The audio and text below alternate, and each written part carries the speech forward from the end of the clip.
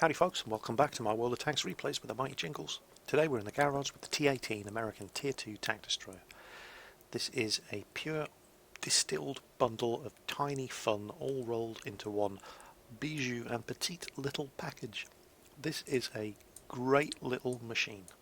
It's only Tier 2, so you shouldn't expect too much. But what makes it so good? Well, two things, the armour and the guns. What's that you say? Armour on a Tier 2 tank destroyer? You better believe it. This thing has 51mm of frontal armour.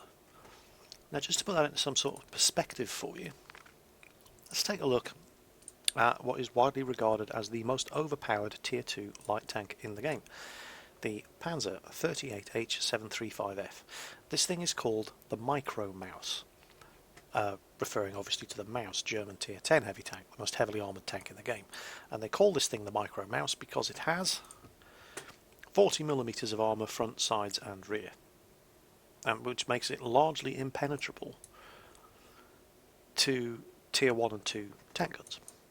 40mm of armour front, sides and rear. The T18 has 51mm of armour at the front. It is more heavily armoured than the Micro Mouse. Now, all of that thick armour at the front does come with a very large however, and there is one massive old weak spot at the front, and you're looking right at it around the gun. Now the gun mantle itself is pretty well armoured, but the whole area around the gun mantle, shots going through there are going to hurt you from the front. There isn't an awful lot in the game that you're going to play against in this thing that can put a shot through the shell around the gun mantle. It's 51mm thick, but the actual area right around this bit here can be penetrated by most things. The front of the hull, very well sloped, is going to bounce a lot of shots. The lower glacis, if you could put it this way, just remember we are talking about a Tier 2 machine here that gets into Tier 2, 3 and sometimes Tier 4 games. If anybody hits you here, it's going to be by accident. If anybody hits you here, it's going to be by accident. Chances are when you get killed in this thing, it's going to be from the sides and the rear. Tier 2 and 3 games, it's just spray and pray. Nobody aims in Tier 2 and 3 games. Unless you've got 5,000 or more games under your belt and you're running around in one of these things just for the hell of it. Or a Marder, or a T82, or a Panzer 735-38H, whatever they are, the Micro Mouse. Yeah, you get players like me who do run around in those things because they're amazing fun, and they are going to be your biggest problems in Tier 2 and 3 games. But the vast majority of players, they don't aim, most of them still use auto aim, for God's sake. If anything hits you in any of the weak spots from the front on this thing, it was an accident. So there's the armour. What else does it have going for it? Well, 48km/h speed limit. Wow, this thing's really, really quick, and it accelerates quite fast as well. It only weighs just over 13 tons, and it has a 350 horsepower engine. So yeah, it has no problems hitting that 48km/h speed limit. It turns pretty well, 30-degree traverse, although when it's moving at speed it doesn't seem to turn very well. But on the spot, yeah, 30 degrees is fine. It's not bad at all for a tank destroyer. View range and signal range, well, it's only Tier 2, 240 metre view range, which isn't bad for Tier 2, 325 metre signal range, it's, Tier 2. What can you expect? You're not going to get miracles. This thing only costs 3,000 credits to buy. So the fact that its radio is only capable of reaching 325 metres is not surprising at all. Now the other good thing about these little buggers is the gun selection, and it really only has two guns that we're interested in. Forget the 37mm AT gun M3, that's basically just a Tier 2 light tank gun that has no business whatsoever being on a tank destroyer. The choice of guns, and they're both Tier 4 guns, are the 75mm howitzer or the 2-pounder, and they're both completely different. One obviously is a howitzer. This is the gun I use on it. This is the Derp gun. It's kind of like the 75mm Derp on the M5, except this is only a Tier 2 machine. And the stats on this thing, it only has two kinds of ammunition, high explosive or gold. There is no armour piercing for this. So the high explosive penetration is 38mm. Well, hang on a minute. That's high explosive penetration. We just looked at the micro mouse. That's got 40mm of armour. So that's really, really good penetration for tier 2 high explosive shells. That will penetrate and explode inside most of the tanks you're going to shoot this at. And when it does explode inside, it does around 175 damage. This thing only has 125 health. This is a one-shot wonder. With that 75mm gun, you are probably going to penetrate, and you are almost certainly going to one-shot any tier 2 tank, every tier 1 tank, and you're going to really hurt a lot of the tier 3 tanks. And that's what makes that 75mm howitzer fun. Now, it does have a downside. The rate of fire isn't that slow. It's just over 4 seconds, which is more than acceptable. The accuracy sucks. 0.53. It is horribly inaccurate, and the aiming time is very, very slow. It has a huge aiming circle as well. It takes ages for it to settle down. Also bear in mind it is a howitzer, so the actual air time of the shell, the velocity of the shell is very low, and it is in the air for a long time before it will reach where you've aimed it at. So hitting fast moving small targets with this is tricky at range, and your tier 2, everything you shoot at is fast moving and small. So just bear that in mind. But when you do hit things with this, it is so satisfying. They just go up in one shot. Now the other choice of gun is kind of interesting. It's the 2-pounder. It is more accurate. It's not terribly accurate. It's kind of like the Churchill's gun, really, but on a tank destroyer. And it has incredibly good penetration for its tier, 64mm. That'll go through tier 3s. It'll go through a lot of tier 4s without too much of a problem. The damage is, well, it sucks. 45 damage. But, you know, it's only a tier 2 machine. But the rate of fire is off the charts. 28.57 rounds per minute. That is so fast firing. So the fact that it's only doing 45 damage doesn't really matter, because they are all going to penetrate, and before that one hits the target, there's a second one in the chamber ready to go.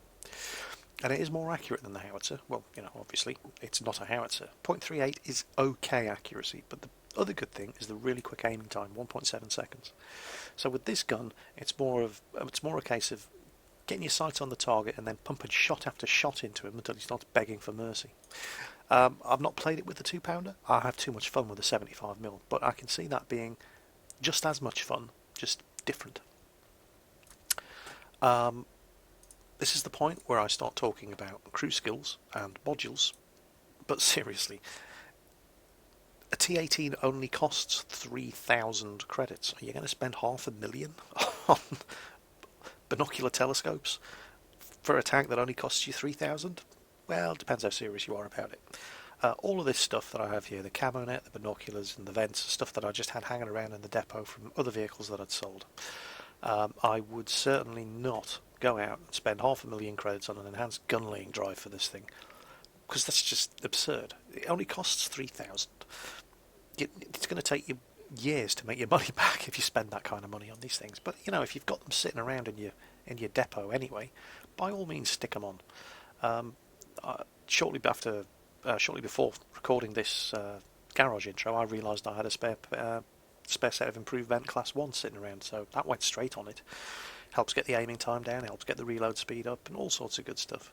Crew skills, 4 crew. It does have quite a large crew, and I've just gone for camouflage, purely because it's a tank destroyer, and being able to aim in peace, get that first shot in and make sure it hits, well, you know, camo helps with that.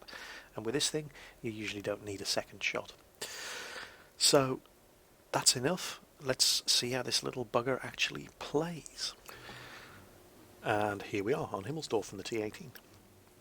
Now, the first thing I do normally at the start of every match is I look at both team lists and I try to figure out, okay, what do we have? What can we expect to go this way, that way? What's the biggest threat going to be if I decide to go? Don't bother doing that in a tier 2 game. Everybody goes wherever they like. It literally is every man for himself in a tier 2 match. Completely different experience from playing a tier 5, 6, 7, 8. Well, not so much a tier 5 game. Not some of the ones I've played in the last couple of days. But, you know, higher tier games, people tend to know the maps. They tend to You know, medium tanks go this way, heavy tanks go that way. You don't expect to see any of that in a tier 2 match. It's just forget it. It is every man for himself.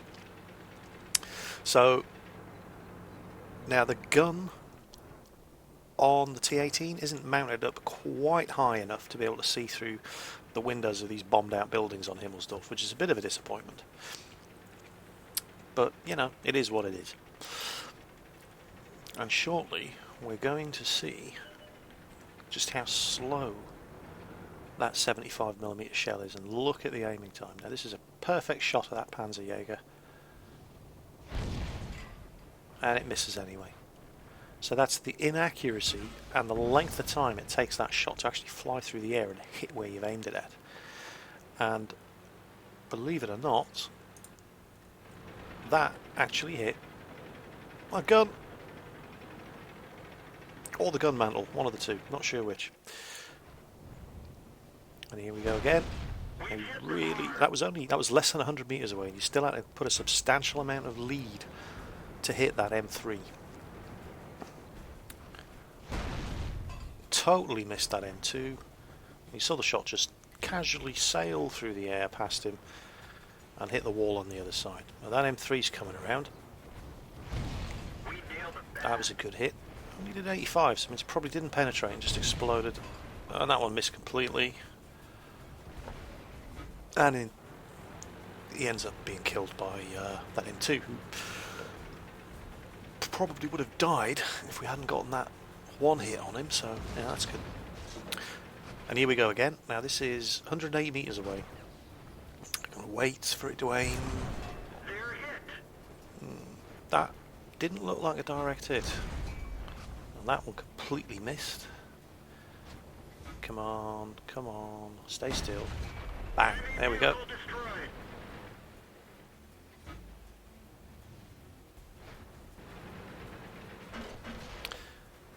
So there's our first kill. I'm coming around to try and get the last shot into this M2, but yeah, he's on the other side of the train tracks anyway. What I'm doing here is I'm trying to get a line on that T18, so I fire a shot to try and blow away that telephone box in front of me, but it doesn't seem to have any effect. And it turns out I don't have a line of sight in the T18 anyway, and our AMX-38 kills him. Now I know there's an Su-76 down there, so I could probably one-shot an Su-76, so I'm going down there trying to see if I can find him. If I get the first shot, but you know, if he's got a 76mm gun, and oh, okay, Panzer II and an Su-76, I do not like those odds. So keep moving, bounce a shot from a T-26, and here comes a derp moment. And this is what makes driving the T-18 worthwhile. Oh, T-57, Ardy. I can one-shot him as well. Looks like he rushed that shot, and he's waiting to reload, and he ain't going to get the chance. 3 kills. Ooh, 35T down there. And, whoa, somebody's shooting. Now, I didn't actually look and see what that was that shot me from there, but I don't want this 35T coming around behind me while I'm dealing with whatever that was. So I go around, and it turns out to be the right thing to do. So he's going around the other side trying to intercept me, but he's seen me coming. Damages my tracks. Oh, kind of a low damage roll. Penetrated, only did 131. Finish him off. Now, what was it that was waiting around it? Oh, it was Su-18. It was artillery. And that was surprising. It doesn't normally take 2 shots from this gun to kill artillery. And he missed me, which is always nice. And then suddenly, the only thing they have left is their Su-76. Can I get Top Gun? Go on, 5 kills, 1 more. Don't die, don't die, don't die. But of course, I'm so eager to get the last shot in. I don't wait for it to aim. I fire. 0.53 accuracy. I miss. And I just can't reload fast enough. So, yeah, if I hadn't been greedy for the kill, I would have gotten Top Gun there. And, Tier 2 game. 1150 XP. 17,500 credits. People often overlook the money-making potential of Tier 2 and 3 vehicles, and to a lesser degree, even the Tier 1 vehicles. You know, if you're any good. i.e. better than 90% of the people who play in Tier 1, 2 and 3 vehicles, because most of them have only been playing for a couple of days. And you could call it trolling the newbies, and you'd probably be correct to a certain extent, but hey, they've got to learn somewhere. and, uh, and you can't really argue with, I mean, that's practically a free 1100 XP and 17,500 credits. The ammo costs in this thing are trivial. The repair costs, even, I mean, how much damage did I take? Took one hit and I ended up on 66%. So I lost a third of my health, and 1,500 credits repairs. So even if you're fully destroyed, it's not going to cost you more than 1,500 to get this thing back up and running. Fantastic little machine, loads of fun. Highly recommend everybody get one. The games it gets into, I mean, the Marder can get into games like this as well. The T18 can get into games like this as well. But the Marder and the T18 tend to get into more Tier 4 and 5 games than Tier 2 and 3 games. And the Tier 2 and 3 games are just crazy fun. It literally is every man for themselves. There's no teamwork whatsoever. You're just riding around, hunting kills and derping people in the face from point blank range. So much fun. Highly recommend everybody gets their hands on a T18. 3,000 credits. It paid for itself, you know, in its first game, and it just earns so much XP. No reason not to get one. Immense fun. Can't recommend them enough. So that was the T18, running up a cricket score on Himmelsdorf with the Tier 2s and 3s. I have been the Mighty Jingles, and I'll catch you next time.